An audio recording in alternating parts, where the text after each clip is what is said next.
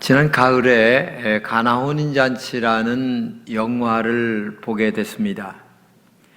우리가 성경에 나온 가나 혼인잔치는 포도주가 떨어져서 예수님이 맹물로 포도주를 만들어 잔치가 잘 끝나게 됐다라고 성경에 기록되어 있는데, 영화는 그거 얘기는 전혀 안 나와요. 안 나오고 그 2000년 전에 있었던 결혼에 관한 그 문화, 그리고 결혼을 통하여 예수님의 재림에 대한 이야기를 아주 상세하게 기록하는 그 뒷이야기를 우리에게 가르쳐주는 얘기였어요. 그래서 이 영화에서 강조하는 것은 예수님은 다시 재림하신다. 그 재림하실 예수를 너희들도 사모하는 마음으로 기다려라. 그 기다리는 신앙이 우리에게 중요하다. 그것을 굉장히 강조하는 그런 내용이었습니다. 성경을 보게 되면 예수님에 대하여 여러 가지로 예언을 하고 있는데, 첫째는 구약의 예언대로 예수님은 이 땅에 오신다고 하는 대로 오셨죠. 어떻게 오셨습니까? 말구유로 오셨습니다. 그리고 예언대로 십자가에서 죄 때문에 피 흘려 죽으셨고, 그리고 사흘 만에 부활하셨습니다. 그리고 예언대로 승천하셨습니다. 근데 중요한 것은 99%는 다 이루어졌는데, 한 가지, 예수님이 이 땅에 다시 재림하신다라고 하는 것 하나가 이루어지지 않았습니다. 그런데 중요한 것은 이루어지지 아니한 이 1%의 일도 분명히 이루어진다는 것을 우리는 알고 믿는 신앙이 되어야 된다. 근데 베드로 후서가 기록될 그 당시에 영지주의라고 하는 이단들이 많이 있었습니다. 하나님은 영이시기 때문에 물질과는 함께 할 수 없다. 왜? 물질은 더러운 것이다. 이렇게 얘기를 하는 거예요. 그러면 예수님은 인간과 신성이 함께 하신 분이거든요. 그러면 육체로 오신 예수님을 부인하는 거나 마찬가지예요. 그러다 보니까 그 당시에 이 영지주의가 굉장히 이단의 너무 퍼져서 예수 그리스도를 부인할 수밖에 없는 그런 것들로 만연되어 있었어요. 인간도 영과 물질로 되어 있죠. 육체 속에, 물질 속에 영이 함께 존재하는 것이 인간입니다. 그런데 육은 더럽고 영은 깨끗하다, 이렇게 얘기한다는 얘기입니다. 더러운 육은 하나님과 연관이 될 수가 없다. 육신은 무익한 것이다. 인간은 영만 깨끗하면 된다. 이런 것들이 초대교회 이단들이 판을 치고 있었습니다. 이런 이단들과 함께 또 한 가지 어려운 문제가 있었는데, 뭐냐면 핍박이 심했어요. 굉장히 핍박이 심했죠. 이때 사람들이 뿔뿔이 흩어지게 됩니다.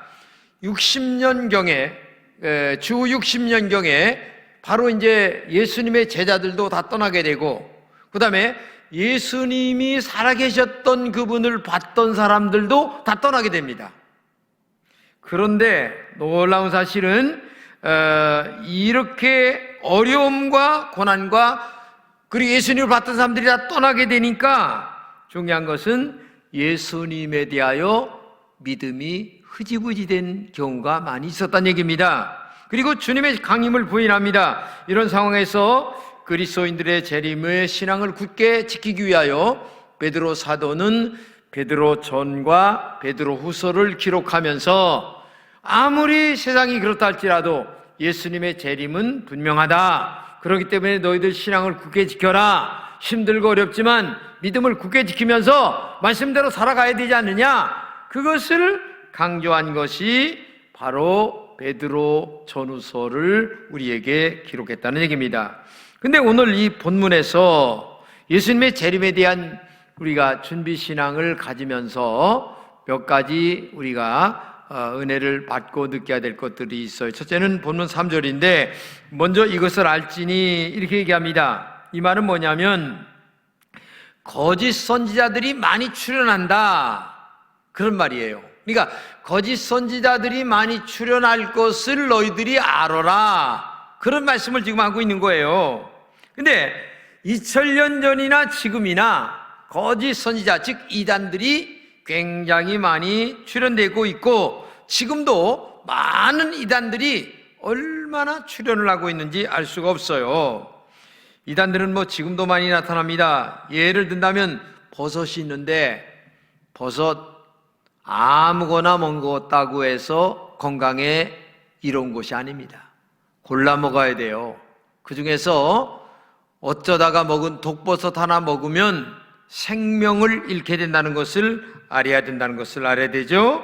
신앙도 마찬가지입니다. 교회 많아요. 그렇죠? 엄청 많습니다. 근데 보면 청주에도요, 이단들이 너무 많아요. 응? 이단들은 사람의 어려운 문제를 가지고서 접근합니다. 그러면 사람들은 거기에 혹 넘어갑니다. 여러분은 정신을 똑바로 차리지 아니하면 이단에 나도 넘어갈 수밖에 없다는 얘기입니다. 요즘 BTJ 열방센터로 말미암아 나라가 어려워요. 교회가 얼마나 욕을 먹는지 몰라요. 근데 여기는 인터콥이라고 하는 선교단체인데, 이 인터콥은 세대주의 종말론을 강조하는데, 세대주의 종말론이란 말은 우리가 사는 이 시대에 좀 더 예수를 잘 믿으면 예수님의 재림을 앞당길 수 있다, 이렇게 얘기를 합니다. 자신의 때에, 즉 우리 때에 예수님이 재림할 수가 있다라고 강조를 하면서 열정이 가득한 젊은 청년들을 아주 꼬드깁니다. 그래서 직업도 포기하게 만들고 학교도 다니지 말고 더 중요한 것이 선교다. 그렇기 때문에 너희들 선교사로 나가라. 응? 그러면서 이슬람 국가들에게 선교사를 파송합니다. 선교지에 귀신을 물리쳐야 한다고 땅밟기를 하는데, 이 말은 이런 말이, 땅밟기라는 게 뭐냐면은 거기 가서 땅을 밟으면서, 예를 든다면 우리가 가까운 속리산 절터에 가서 믿는 사람들이 땅밟기를 하는 거예요. 귀신아 물러가라, 떠나가라 하면서 땅밟기를 하면서 거기 주지 스님한테 뭐라고 하냐면, 당신 예수 안 믿으면 지옥 가, 딱 얘기를 하는 거예요. 이게 이런 식으로 선교를 한다는 얘기예요. 그러니까 현지에 있는 선교사들에게 굉장히 어려움이 많은 거예요. 지탄이 많은 거예요. 응? 교회에서 선교가 중요하다는 건 알죠. 그러니까 젊은 청년들이 거기에 또 빠져서 교회를 떠나고 선교지로 가서 그런 짓을 하는데, 현지에서는 굉장히 선교사들이 어렵고, 그 다음에 미국에 있는 어떤 선교사는 그들의 선교를 보면서 이렇게까지 얘기했어요. 선교지에 필요한 것은 잘못된 열정이 중요한 것이 아니라 진리가 더 중요하다. 그러니까 비진리를 가지고 열정을 가지고 선교를 하니까 현지에서 어려움을 많이 당한다, 그런 말이에요. 심지어 이런 음모론까지 퍼집니다. 뭐라냐면은 세계적인 재벌인 빌 게이츠가 백신을 개발해가지고 백신 속에다가 칩을 넣어서 주사를 맞으면 이 주사가 비행기 탈 때에 패스보드가 되어서 당신은 예방주사를 맞았으니까 비행기에 타도 돼. 이거 예방주사 안 맞은 사람은 비행기 타면 안 돼. 그래서 결국은 사람을 현혹시키고 백신을 맞으면 전 세계가 그들의 뭡니까? 노예가 된다. 그래서 백신을 맞지 말아야 된다. 그래서 이번에요, 진짜요, 검사 안 받고요, 다시 또 비행기 타고 나간 사람들이요 많아요. 이렇게 잘못된 신앙을 갖고 있는 사람들이 많이 있다는 거예요. 그런 말에 빠지면 헤어나올 수가 없어요. 자신이 먹은 버섯이 독이 있다는 것을 이미 알았다는 것은 온 몸에 이미 퍼졌다는 얘기입니다. 빠져나올 수 없는 지경에 다다랐다는 얘기예요. 예? 그렇기 때문에 처음부터 독버섯을 먹지 않는 것이 우리가 영적으로 사는 길이고 육적으로도 사는 길임을 알고 우리가 이단에 굉장히 주의해야 된다. 두 번째는 말세에 조롱하는 자들이 나온다, 이렇게 얘기합니다. 자, 마태복음 24장 3절 4절입니다. 예수께서 대답하여 이르시되 너희가 사람의 미혹을 받지 않도록 주의하라. 많은 사람이 내 이름으로 와서 이르되 나는 그리스도라 하여 많은 사람을 미혹하리라. 한마디로 얘기하면 거짓 선지자들이 많이 나타난다는 말을 다시 한번 얘기하는데, 이 조롱하는 자들은 거짓 선지자들을 얘기하는 겁니다. 신천지가 교회에 신천지가 나오는데 정말 참 기가 막히죠. 추수꾼이라는 이름으로 나와요. 이 추수꾼이라는 이름으로 교회에 간첩을 심어요. 교회 와서 열심히 충성하게 만듭니다. 그래서 교회 집사 아니면 권사 이렇게 되게 만듭니다. 그래서 믿게끔 만들고 나중에 믿게끔 된 다음에 교회를 헐뜯기 시작합니다. 목사를 헐뜯기 시작합니다. 장로님들의 잘못을 얘기합니다. 그러면서 그동안 믿었던 것이 있으니까 이 사람의 말이 진짜인 줄 아는 거예요. 그러면서 유혹하기를, 야, 어디 가면 성경 공부 기가 막힌 데가 있다, 한번 가자, 이렇게 유혹을 하는 거예요. 사실 내 교회에서 하는 성경 공부도 제대로 못하면서 그런 데는 또 가요. 그래서 이단에 빠져가지고 가정을 깨트리고 이상한 큰일을 하게 된다는 얘기예요. 정말 이들이 하는 짓들은 인간에서는 안 될 짓들을 한다는 얘기입니다. 그렇기 때문에 이단들은 이렇게 교회를 조롱한다는 얘기입니다. 이런 조롱에 넘어가면 큰일 난다는 얘기예요. 세 번째는 자기 정욕을 따라 행하며, 이렇게 얘기합니다. 이단들은 성경 말씀을 인간 중심으로 해석한다는 얘기입니다. 이단들은 흔히 인권을 강조하기도 하고 사랑을 보여주기도 하는데, 진실한 예수님의 마음으로 사랑을 보여주고 인권을 강조하는 게 아니라 속마음은 따로 이단에 빠뜨리기 위한 마음을 갖고 그 짓을 한다는 얘기예요. 실제 이단들은 가정을 파괴합니다. 물질을 갈취합니다. 교묘하게 세속의 탐욕에 젖어 있습니다. 이단들은 교회를 어지럽게 하여 하나님의 구원 역사를 회방하게 되죠. 이단 스스로 영적이라고 얘기합니다. 그러나 그들의 내면을 보면 모두 다 육적인 욕망에 빠져 있죠. 제가 얼마 전에 신천지 뉴스를 봤습니다.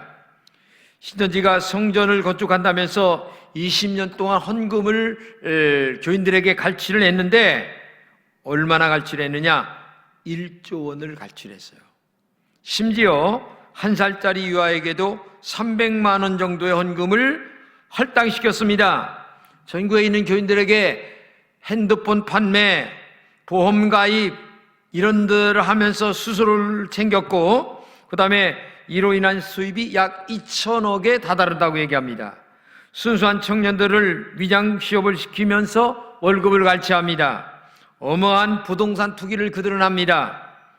이번 코로나 때에 몇 천억을 이렇게 도네이션 한다고 얘기했잖아요. 나는 돈이 어디서 저렇게 나올까? 우리 기성교회는 그렇게 할 수가 없어요. 할 수가 없는데, 그들은 자신의 정욕을 쫓아서 모든 것들을 하기 때문에 거기에 빠져 있는 사람들은 가정 깨도 괜찮고 이런 식으로 빠져 있기 때문에 영의 눈이 어두워서 그렇게 된다는 얘기입니다.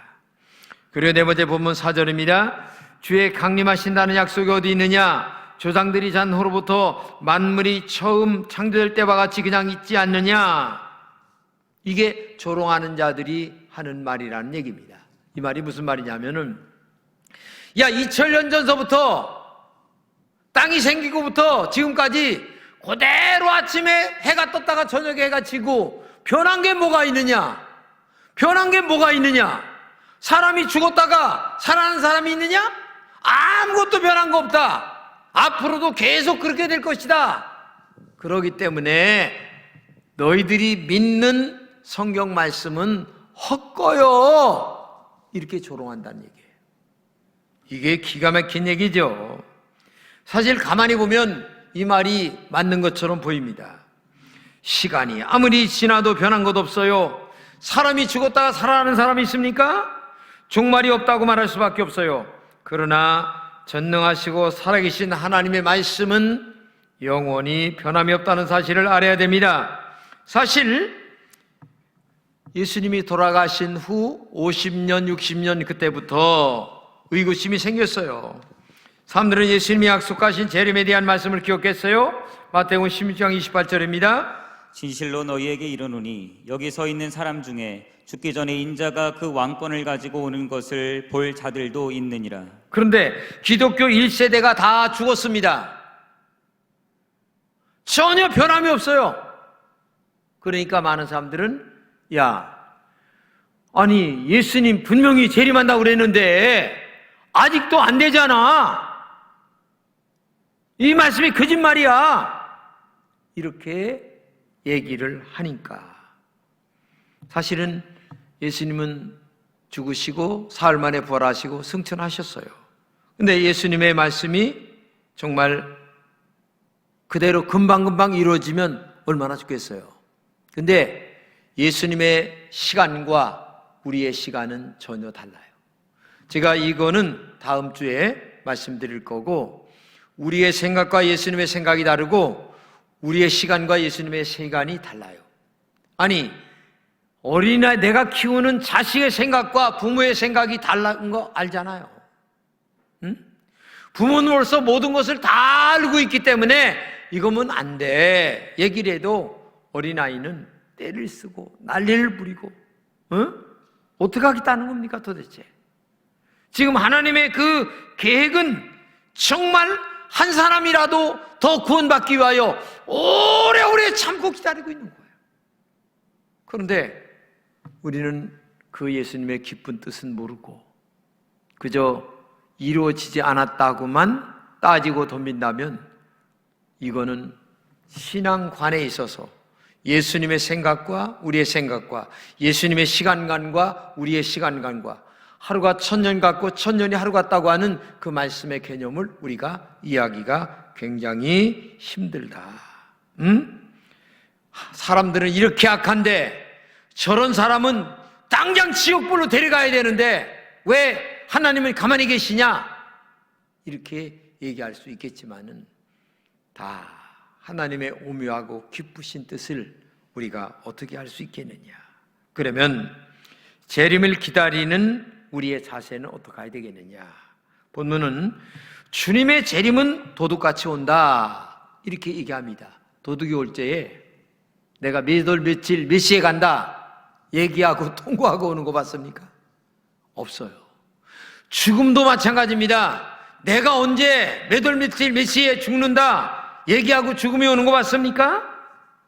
그러나 아무리 조롱하는 자들이 그렇게 조롱한다 할지라도 예수님의 재림은 확실합니다.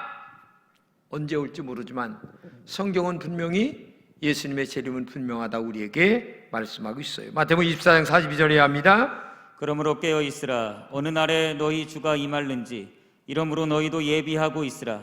생각지 않은 때에 인자가 오리라. 또 우리 24장 36절입니다. 그러나 그 날과 그 때는 아무도 모르나니 하늘의 천사도 아들도 모르고 오직 아버지만 아시느니라. 분명히 예수님은 재림하신다. 그러나 아무도 모른다. 누가만 알아? 아버지만 아신다는 거예요. 아버지만. 재림하시는 예수님도 모르고 아무도 몰라. 근데 이상하게도 우리의 신앙은 뭘 아냐면은, 뭘 원하느냐면은 때와 시간에 매여 살아요. 어느 때, 몇 월 며칠. 근데 중요한 것은 성경에 그렇게 말씀하지 않는 얘기예요. 너 때와 시간보다 중요한 것은 알맹이 신앙.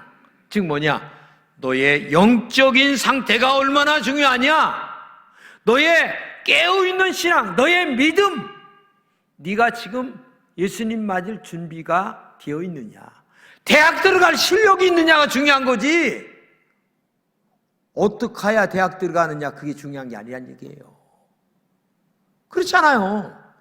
내가 서울대학 들어갈 실력을 갖추는 게 중요한 거지. 아무 때나 시험 봐도 들어갈 수 있는 실력이 있으면은 아무 때나 시험 봐도 들어가는 거예요. 근데 매일 어떻게 해야 가는 거야? 응? 어떤 공부를 해야 되는 거야? 매일 그것만 따지고 앉았어요. 그러면 언제 들어간다는 얘기예요?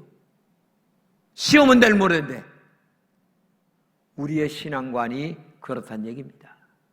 그러니까 내면적으로 영적으로 깨어 있어서 기도하고 믿음으로 살고 말씀대로 살고 하나님이 기뻐하는 신앙으로 정말 살아가는 내면의 영적 실력이 중요한 거지 때와 시기는 따질 필요가 없다는 거예요. 근데 이단들은 자꾸만 때와 시기를 얘기하는 거예요. 지금 얼마 있으면 뭐 2000년대에 예수님 오신다 소리가 얼마나 많았습니까? 에? 그러니까 안 오시니까 또 딴 얘기 또 하고. 여러분, 시기보다 더 중요한 것은 실력입니다. 내면의 영적 상태입니다. 내가 오늘 죽는다 할지라도 예수님 앞에 간다라고 하는 내면의 영적 상태를 갖고 있는 것이 중요하다. 오늘 재림을 믿고 준비하는 일만 우리가 잘한다면 뭐 예수님이 내일 오든 모레 오든 무슨 상관이 있겠습니까? 그렇잖아요? 하나님의 날이 임하기를 바라보고 간절히 사모하라. 오늘 본문에 이렇게 하고 있잖아요. 이 모든 것이 이렇게 풀어지리니 너희가 어떠한 사람이 되어야 마땅하냐. 거룩한 행실과 경건함으로 하나님의 날이 임하기를 바라보고 간절히 사모하라. 네, 이 모든 것이 이렇게 풀어지리니 너희가 어떠한 사람이 되어야 마땅하냐? 때와 시기만 따지는 사람이 되어야 마땅하냐? 아니란 얘기예요. 거룩한 행실과 경건한 마음으로 하나님의 날이 임하기를 간절히 사모하는 심령을 갖고 오늘 너의 내면을 깨끗하고 정직하고 바르고 진실하고 그 기준은 뭐냐? 성경대로. 성경 말씀대로 네가 하루하루를 바르게 살아가면 예수님이 내일 오든 모레 오든 무슨 상관이 있겠느냐? 다른 말로 얘기하면 네가 내일 죽든 모레 죽든 무슨 상관이 있겠느냐? 또 진짜 예수님이 언제 재림하든 무슨 상관이 있겠느냐? 그 시기는 따지지 말고 네가 거룩한 행실과 경건한 마음으로 간절하게 사모하는 심령으로 한마디로 얘기하면 주님을 사랑하는 마음으로 하루하루를 말씀과 믿음으로 살면 너는 실력 있는 사람이 되는 거야. 그거를 지금 말씀하고 있다는 얘기예요. 오늘 여러분들에게도 외모보다 즉 등만 갖고 있는 게 중요한 게 아니에요. 교회 다닌다. 나는 교회에 무슨 뭐 장로야, 집사야, 목사야 라고 하는 외형으로 보이는 등을 갖고 있는 게 중요한 게 아니라 등보다 더 중요한 것은 보이지 않는 기름이 중요한 거야. 기름이. 그렇잖아요. 그 기름이 없었던 다섯 처녀 불행을 보세요. 그건 제가 다음에 얘기할 거니까 그런 줄 아시고, 그러니까 외면보다 더 중요한 건 뭐예요? 내면이 중요하다는 거예요. 옛날 중국 타타르라고 하는 나라의 임금이 있었어요. 근데 젊은 임금이었습니다. 근데 나라를 좀 잘 다스리고 싶은 마음이 있었는데 어떻게 지혜를 얻을까? 그래서 여기저기 돌아다니면서 많은 사람들을 만나면서 좋은 이야기를 들으려고 하루는 정말 준비를 하고 신하들과 함께 옷을 남루하게 입고 사람들을 만나서 좋은 이야기를 들으려고 나갔어요. 근데 어느 지역에 갔는데 나이가 많이 된 노인이 밭을 갈고 있는 거예요. 그러니까 이 젊은 임금이 할아버지 올해 연세가 얼마나 되셨어요? 물으니까 나 3살밖에 안 됐어요. 아이 깜짝 놀랐어요. 나이가 그냥 뭐 100살 정도 되신 분이 3살밖에 안 됐다니까. 아이 농담하지 마시고 진실한 나이를 가르쳐 주세요. 그러니까 나 진짜 3살밖에 안 됐다니까요. 아니 제가 보니까 한 100살이 된 것 같은데요.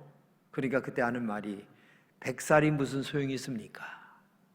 내가 사람이 된 것은 3년밖에 안 됐습니다. 사람이 된 날이 중요한 거지 일반 나이 100살 먹으면 뭐 할 겁니까? 속에는 인간도 안 된 97년을 내가 갖고 살았습니다. 이제 사람 된 것이 내가 3살밖에 안 됐는데 이제 3살이 진짜 나이지 뭐가 100살이 무슨 의미가 있겠습니까? 하면서 정색으로 얘기를 하는데 이 젊은 임금이 깨달았다는 거예요. 아, 그렇구나.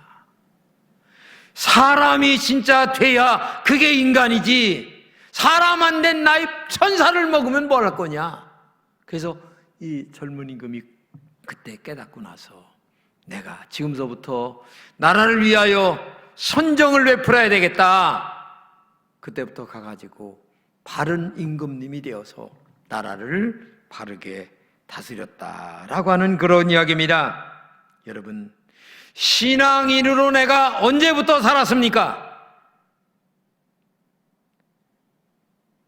옛날 부모 적서부터 예수 믿었다는 것만 자랑하면 되는 겁니까? 아니에요. 예수를 나의 구주로 영접하고 내가 거듭나고 진실되게 내면의 사람이 변화된 것이 언제냐? 바르게 살아가려고 하는 믿음의 결단이 언제부터냐? 내가 지금 바르게 살고 있느냐? 이게 중요한 거예요. 하나님은 그것을 보시지 언제부터 예수 교회 다녔다라는 것을 따지는 게 중요한 게 아니에요. 그렇기 때문에 오늘 예배를 드리는 여러분들은 내면을 살펴보시기 바랍니다.